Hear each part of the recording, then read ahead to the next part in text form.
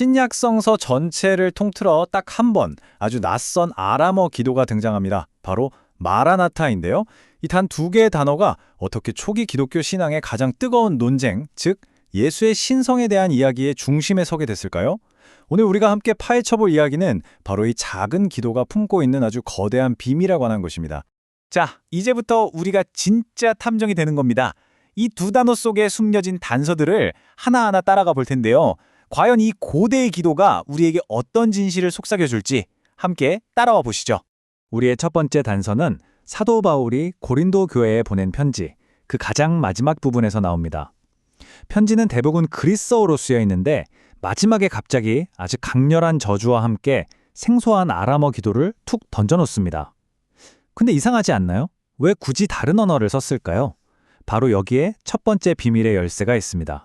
이 낯선 구절이 바로 마라나타입니다. 한번 생각해보세요. 그리스어를 쓰는 사람들에게 보내는 편지에 굳이 번역도 없이 아람어 기도를 넣었다? 이건 뭘 의미할까요? 아마도 당시 교인들에게 이 기도가 너무나 익숙하고 중요해서 굳이 설명할 필요조차 없었다는 뜻 아닐까요? 네, 바로 마라나타가 기독교 공동체의 가장 초기부터 사용된 아주 핵심적인 기도였다는 강력한 증거죠. 오랫동안 많은 학자들이 뭐라고 생각했냐면요. 예수의 첫 제자들은 그를 주님이라고 부르지 않았다고 봤습니다. 주님이라는 칭호는 시간이 한참 흐른 뒤에 그리스 문화의 영향을 받아서 덧붙여진 거라는 주장이었죠. 그러니까 예수를 신으로 보는 관점은 처음부터 있었던 게 아니라 점차적으로 발전했다는 겁니다.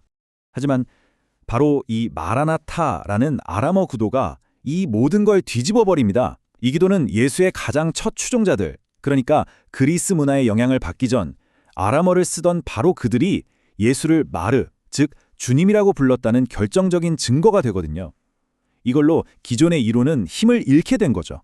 자, 여기서부터 진짜 중요한 질문이 나옵니다. 좋아요. 그들이 예수를 주님이라고 불렀다는 건 알겠습니다. 그럼 그 주님이라는 말의 진짜 의미는 뭘까요? 그냥 존경하는 왕이나 지도자에게 붙이는 그런 호칭이었을까요? 아니면 그 이상의 존재, 신적인 존재를 의미했던 걸까요?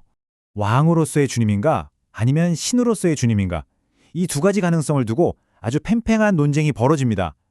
이제 양쪽 주장을 각각 깊이 한번 들여다보겠습니다. 자, 먼저 주님이 그냥 왕과 같은 존칭이었다는 주장부터 살펴볼게요. 이거 사실 꽤 설득력이 있어요.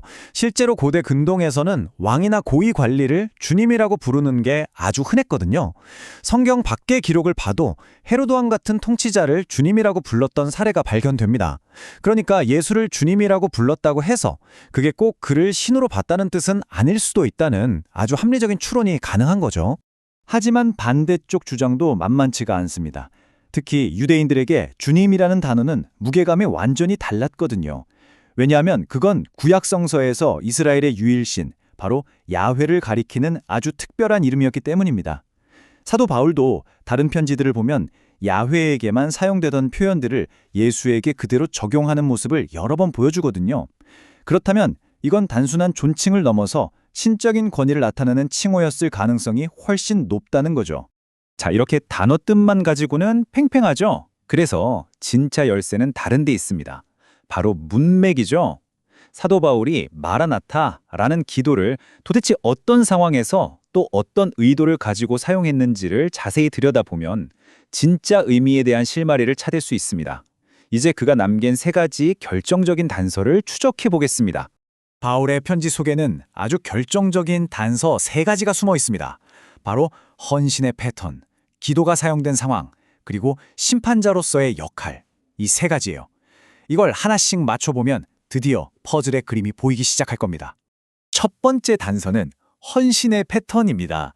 이게 무슨 말이냐면요. 구약성서를 보면 이스라엘 백성은 오직 하나님, 야훼 한 분에게만 절대적인 사랑과 충성을 바치기로 약속해요. 다른 신은 쳐다보지도 않는 거죠. 그런데 바울이 뭐라고 하냐면 주 예수를 사랑하지 않는 자는 저주를 받을 것이다 라고 말합니다. 하나님께만 바쳐야 했던 바로 그 절대적인 사랑과 충성을 예수에게 똑같이 요구하고 있는 겁니다. 이건 사실상 예수를 하나님과 동등한 위치에 놓고 있다는 강력한 증거죠. 두 번째 단서는 기도라는 행위 자체에 있습니다. 주여 오시옵소서라는 이 말, 이게 그냥 오셨으면 좋겠다는 바람이 아니라는 거죠. 이건 명백한 기도입니다. 여러분, 우리가 왕한테 기도하나요? 아니죠.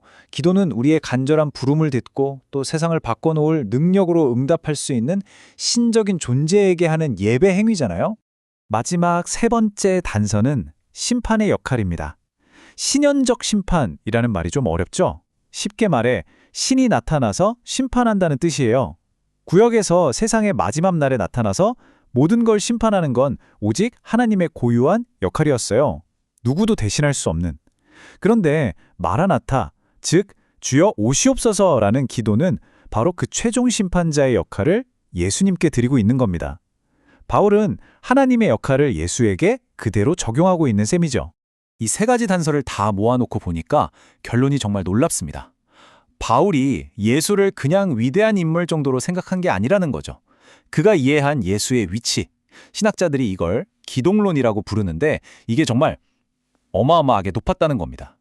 그래서 한 학자가 이런 농담까지 했어요.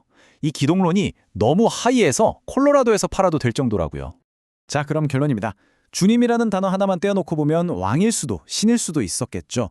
하지만 바울이 사용한 그 문맥을 보면 즉 오직 하나님께만 바쳐야 할 헌신을 요구하고 신에게만 드릴 수 있는 기도를 하고 또 하나님의 고유 권한인 심판의 역할을 맡기는 걸 보면 답은 하나로 모아집니다.